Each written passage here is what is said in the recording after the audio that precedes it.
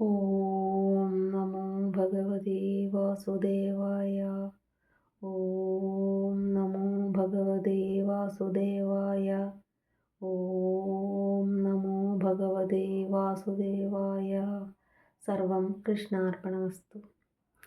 നമ്മൾക്ക് സാഖ്യയോഗത്തിലെ 40, 41 ശ്ലോകങ്ങളും പിന്നെ 42, 43, 44 നമുക്കത് ഒരുമിച്ചാണ് നമുക്ക് മനസ്സിലാക്കാൻ എളുപ്പം. അപ്പോൾ ഈ 5 ശ്ലോകങ്ങൾ നോക്കാം.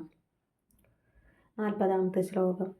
നേഹാഭിക്രമനാശോസ്തി പ്രത്യവായോ ന വിദ്യതേ സ്വൽപമപ്യസ്യ ധർമ്മസ്യ ത്രായതേ മഹതോ ഭയാത്. ഇതാണ് ശ്ലോകം. ഇനി വാക്കുകളുടെ അർത്ഥം നോക്കാം. അഭിക്രമനാശ എന്ന് പറഞ്ഞാൽ തുടങ്ങിയത് മുഴുമിപ്പിക്കാൻ കഴിയാത്തതിനാൽ സംഭവിക്കാവുന്ന നാശം. ന അസ്തി ഉണ്ടാവില്ല. പ്രത്യവായാച്ച പ്രതിബന്ധവും. ന വിദ്യതേ സംഭവിക്കില്ല. അസ്യ ധർമ്മസ്യ ഈ ധർമ്മത്തിൻ്റെ സ്വൽപ്പം അഭിഞ്ച സ്വൽപ്പം ആചരണം പോലും മഹത വലിയ ഭയാത് ഭയത്തിൽ നിന്ന് ത്രായതേ രക്ഷിക്കുന്നു. ഇതാണ് അതിൻ്റെ വാക്കുകളുടെ അർത്ഥം. അപ്പം നമുക്കതിൻ്റെ വ്യാഖ്യാനം നോക്കാം. ഏത് സിദ്ധാന്തപ്രകാരമായാലും നമുക്ക് പ്രശ്നമില്ല.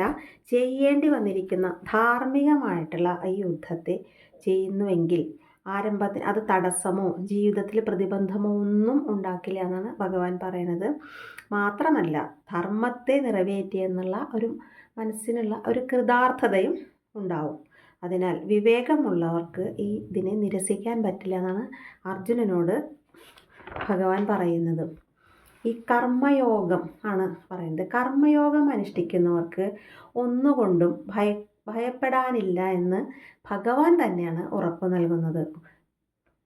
പ്രവൃത്തി പൂർത്തിയായില്ലെങ്കിലോ ചെയ്ത പ്രവൃത്തി നിഷ്ഫലമാവുന്നൊന്നും നമ്മൾ പേടിക്കേണ്ട. വിപരീത ഫലവും ഉണ്ടാവില്ല. അല്പമായിട്ട് എന്തെങ്കിലും ചെയ്താൽ പോലും അതിന് മഹത്തായ ഫലം ഈ കർമ്മയോഗ സിദ്ധാന്തപ്രകാരം നമുക്ക് ഉണ്ടാവും എന്നും കൂടി ഭഗവാൻ ഇവിടെ സൂചിപ്പിക്കുകയാണ്. അതിന് ഭഗവാൻ ഉറപ്പ് തരുന്നത് കർമ്മയോഗം കുറച്ചേ നമുക്ക് അനുഷ്ഠിക്കാൻ പറ്റിയില്ലെങ്കിലോ ഒന്നും നമുക്ക് ഒരു ദോഷവും ഉണ്ടാവില്ല. ചെയ്ത പ്രവൃത്തിക്ക് മഹത്തായ ഫലം ഉണ്ടാവുന്നു എന്നാണ് പറയുന്നത്. അതാണ് ഈ ശ്ലോകത്തിൻ്റെ അർത്ഥം. ഈ യോഗത്തിൻ്റെ ഒരു ചെറിയ അളവ് പോലും വലുതായ ഈ സംസാര ഭയം, അതായത് ഈ ലൗകിക ജീവിതത്തിലെ ഭയങ്ങളിൽ നിന്ന് നമ്മളെ രക്ഷിക്കുന്നു. ഈ കർമ്മയോഗം അനുഷ്ഠിക്കണമെങ്കിൽ ഒരു കാര്യം നല്ല സ്ഥിര ബുദ്ധിയായിട്ടുള്ള ഉറച്ച അറിവ് നേടാനുള്ള ആഗ്രഹമുള്ള ആൾക്കാർക്ക് മാത്രമേ പറയൂ. പറ്റുള്ളൂ. അത് എന്തുകൊണ്ടാണെന്ന് ഇനി അടുത്ത ശ്ലോകത്തിൽ പറയും. വ്യവസായാത്മിക ബുദ്ധി ഏകേഹ കുരുനന്ദന ബഹുശാഖാഹ്യനന്ദാശ്ച ബുദ്ധയോ അവ്യവസായിനാം.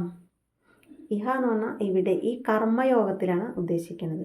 വ്യവസായാത്മിക എന്ന് പറഞ്ഞാൽ നിശ്ചയസ്വരൂപമായ, അവ്യവസായിനാം എന്ന് പറഞ്ഞാൽ നിശ്ചയസ്വരൂപം ഇല്ലാത്തവരുടെ, ബുദ്ധികൾ, ബഹുശാഖ പലവിധ ശാഖകളോടുകൂടിയവയും, അനന്ത ചഹീച്ച അവസാനമില്ലാത്ത ആഗ്രഹത്തോടു കൂടിയവയുമാണ്. ഇനി അതിൻ്റെ വ്യാഖ്യാനം നമുക്ക് നോക്കാം. അർജുനെ വിളിക്കുകയാണ്. ഹേ അർജുന, ആത്മാവിനെ സംബന്ധിച്ച ശരിയായ അറിവിൽ ഉറച്ച ബുദ്ധി എങ്ങനെയുള്ളതാണ്? ഏകാഗ്രത ഉള്ളതായിരിക്കും. ആത്മാവിനെ സംബന്ധിച്ച ശരിയായ അറിവിൽ ഉറച്ച ബുദ്ധി ഏകാഗ്രമാണ്. അറ്റമില്ലാതെ നീളുന്ന അനന്തമായിട്ടുള്ള ശാഖകളുള്ളതാണ് ഉറയ്ക്കാത്ത ബുദ്ധി എന്ന് പറയുന്നത്. അങ്ങനെയാണെങ്കിൽ ഫലപ്രാപ്തിയെ ലക്ഷ്യമാക്കി വേദങ്ങൾ നിർദ്ദേശിക്കുന്ന യാഗം, യജ്ഞം തുടങ്ങിയുള്ള കർമ്മങ്ങളൊക്കെ അനാവശ്യങ്ങളല്ലേ എന്നൊരു സംശയം ന്യായമായും നമുക്ക് ഉണ്ടാവും. അതിൽ ഭഗവാൻ പറയുന്നത് എന്താ? ആത്മാവിനെ സംബന്ധിച്ച് ശരിയായ അറിവിൽ ഉറച്ച ബുദ്ധി മാത്രമാണ് ഏകാഗ്രതയുള്ളതെന്ന്. ഇനി മറ്റുള്ള കാര്യങ്ങളിലൊക്കെ ഏർപ്പെടുന്ന ബുദ്ധി അനന്ത ശാഖകളോട് കൂടിയിട്ട് അത് ഉറയ്ക്കാത്ത ബുദ്ധിയാണെന്ന് പറയുന്നത്. അപ്പോൾ തോന്നും നമുക്ക് ഈ യജ്ഞം, യാഗം തുടങ്ങിയവയൊക്കെ അനാവശ്യങ്ങളല്ലേ എന്ന് തോന്നാം. അതെ എന്നാണ് നമുക്കതിന് പറയാനുള്ള ഉത്തരം. ഇതുപോലെ തന്നെ പുരോഹിതന്മാരായും ഈശ്വരൻ്റെ സ്വന്തം ആൾക്കാരായിട്ടൊക്കെ ചമഞ്ഞ് സ്വർഗം മാത്രം ലക്ഷ്യമാക്കിയിട്ട് പ്രവർത്തിക്കുന്ന ഒരുപാട് ആൾക്കാരുണ്ട്. അവരൊക്കെ ഒരു നിശ്ചയ ബുദ്ധി ഇല്ലാത്തവരാണെന്ന് തുറന്നു പറയുകയാണ് ചെയ്യുന്നത്. നമുക്ക് പല സ്ഥലത്തും പല പുരോഹിതന്മാരും ദൈവത്തിൻ്റെ ഏറ്റവും അടുത്തുള്ള ആൾക്കാരെ എന്നുള്ള നിലയ്ക്കും, പിന്നെ നമുക്ക് ആകെ ലക്ഷ്യം ഈ ജീവിതം കൊണ്ട് സ്വർഗം നേടുക എന്നുള്ളതും അങ്ങനെയൊക്കെ ആൾക്കാരെ തെറ്റിദ്ധരിപ്പിക്കുന്ന കുറേ ആൾക്കാരുണ്ട്. അപ്പോൾ അവരുടെ ഒന്നും നിശ്ചയ ബുദ്ധിയല്ല അവരുടേതെന്നാണ് ഇതിൽ ഭഗവാൻ പറയണത്. ഇനി നമുക്ക് 42, 43, 44 ഈ 3 ശ്ലോകങ്ങൾ ഒരുമിച്ച് നോക്കാം. യാമിമാം പുഷ്പിതാം വാചം പ്രവദന്ത്യ വിവശ്ചിത വേദവാദരഥാ പാർത്ഥ നാന്യദസ്തീതി വാദിനാ കാമാത്മാന സ്വർഗപരാ ജന്മകർമ്മഫലപ്രദാം ക്രിയാവിശേഷബഹുലാം ഭോഗൈശ്വര്യഗതിം പ്രതി ഭോഗൈശ്വര്യപ്രസക്താനാം തയാ ബഹൃതചേതസാം വ്യവസായാത്മികാ ബുദ്ധി സമാധൗ ന വിധീയതേ. ഇതാണ് ഈ 3 ശ്ലോകങ്ങൾ.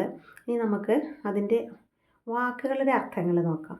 വേദവാദരഥ എന്ന് പറഞ്ഞാൽ വേദത്തിലെ സ്വർഗാദി ഫലങ്ങളെ പറയുന്ന വാക്യങ്ങളാണ് വേദത്തിൻ്റെ താല്പര്യം എന്ന് വാദിക്കുന്നവർ. അന്യത്ത് എന്ന് പറഞ്ഞാൽ സ്വർഗത്തേക്കാൾ മേലെയായെന്നാണ് ഇവിടെ ഉദ്ദേശിച്ചിട്ടുള്ളത്.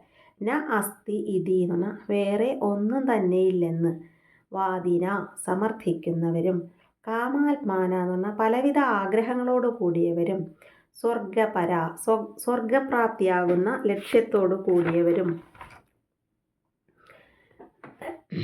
ഭോഗൈശ്വര്യഗതിം പ്രതി എന്ന് പറഞ്ഞാൽ ഭോഗൈശ്വര്യങ്ങളെ പ്രാപിക്കുന്നതിന് വേണ്ടി, ക്രിയാവിശേഷ ബഹുലാം അനേകവിധ കർമ്മങ്ങളെപ്പറ്റി പറയുന്നതും, ജന്മകർമ്മഫലപ്രദം പുനർജന്മത്തെയും കർമ്മഫലത്തെയും നൽകുന്നവയുമായ, പുഷ്പിതാം വാചം എന്ന് പറഞ്ഞാൽ വേദത്തിലെ ഫലശ്രുതി സ്വരൂപേണയുള്ള വാക്യങ്ങളെ, അവിവശ്ചിത അവിവേകികൾ, പ്രവദന്തി പറയുന്നുവോ, അപഹൃതചേതസം എന്ന് പറഞ്ഞാൽ അപഹരിക്കപ്പെട്ട മനസ്സോടു കൂടിയവരും, ഭോഗൈശ്വര്യപ്രസക്താനാം ശാരീരിക സുഖങ്ങളെ തരുന്ന ഐശ്വര്യത്തിൽ ആസക്തന്മാരായിട്ടുള്ള കർമ്മഠന്മാർക്ക്, വ്യവസായാത്മിക ബുദ്ധി എന്ന് പറഞ്ഞാൽ നിശ്ചയസ്വരൂപമായിട്ടുള്ള ബുദ്ധി, സമാധൗ എന്ന് പറഞ്ഞാൽ അന്ധക്കരണത്തിൽ, ന വിധീയതേ എന്ന് പറഞ്ഞാൽ ഒരിക്കലും ഉണ്ടാവില്ല.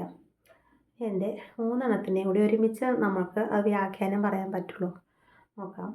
ഹേ അർജുന, ഭഗവാൻ വിളിക്കുകയാണ്.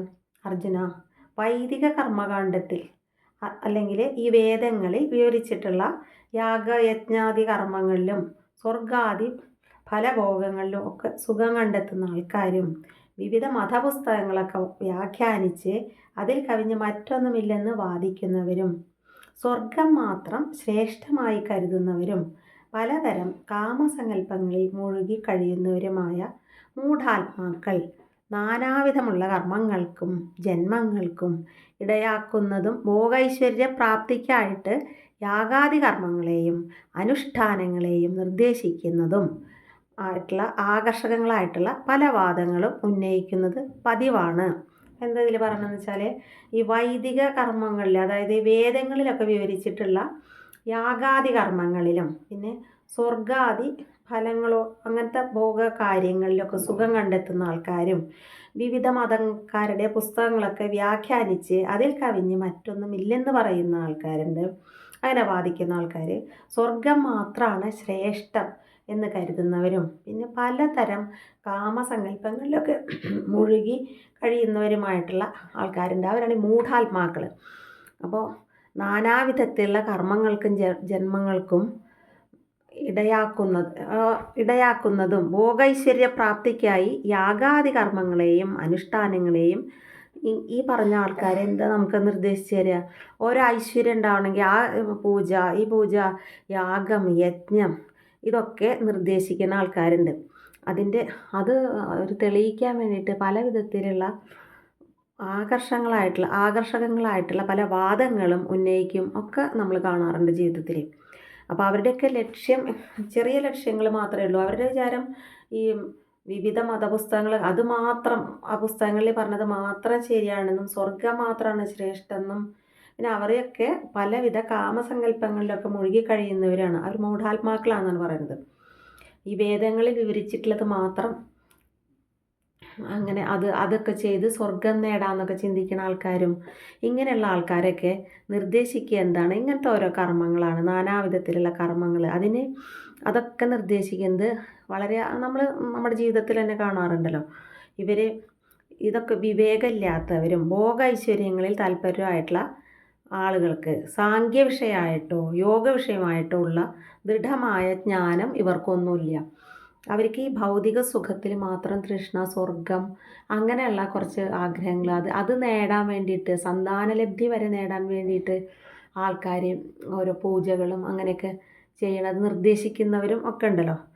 ഈ വേദോക്തങ്ങളായിട്ടുള്ള യാഗയജ്ഞാദികൾ അത് അവർ വാഗ്ദാനം കൊടുക്കുന്നത് എന്താ, പുത്രമിത്ര കളത്ര ധനധാന്യാദികൾ, ഈ ഭൗതിക ലോകത്തിൻ്റെ ഐശ്വര്യം എന്നൊക്കെ കരുതണ എല്ലാ സാധനങ്ങളും ഉൾപ്പെടുത്തിയിട്ടുണ്ട്. പുത്രമിത്ര കളത്ര ധനധാന്യാദികൾ മുതൽ സ്വർഗം വരെയുള്ള പ്രലോഭനങ്ങൾ വെച്ച് നീട്ടി ആളുകളെ മോഹിപ്പിക്കുന്നതിനാൽ അവയെ കർമ്മയോഗികളായിട്ടുള്ള ആൾക്കാർ അവയൊക്കെ വർജിക്കുക തന്നെയാണ് എന്നാണ് ഈ ശ്ലോകത്തിൻ്റെയൊക്കെ ഒരു താല്പര്യം. ആത്മാന്വേഷി ഈ വേദ താല്പര്യങ്ങളെ പിന്തുടരരുത് എന്നാണ് ഭഗവാന്റെ ഒരു അഭിപ്രായം. അതിനുള്ള കാരണമാണ് ഇത് പറയുന്നത്. അവരുടെ ഒന്നും ജ്ഞാനം ഉറച്ച ദൃഢമായിട്ടുള്ള ജ്ഞാനമൊന്നുമല്ല. അവർ ഈ ഭൗതിക വിഷയങ്ങളിൽ ആസക്തരായിട്ട് അത് ലഭിക്കാൻ വേണ്ടിയിട്ട് പലതിനെയും കൂട്ടുപിടിച്ചിട്ടുള്ള ഓരോ കാര്യങ്ങളൊക്കെ മനുഷ്യരെ കൊണ്ട് ചെയ്യിപ്പിക്കുക. അങ്ങനെയൊക്കെയാണ് ഇതിൻ്റെ ഒരു സാമാന്യ അർത്ഥം പറയാൻ പറ്റുള്ളൂ. ഡീപ്പായിട്ടുള്ള അർത്ഥങ്ങളൊന്നും ഞാനിതിൽ പറഞ്ഞിട്ടില്ല. സാധാരണ രീതിയിലുള്ള ഒരർത്ഥമാണ് പറയുന്നത്. ഇതൊക്കെ അർജുനനോടുള്ള ഉപദേശങ്ങളാണ്. അത് നമ്മൾക്കും കൂടി ബാധകമാണ്.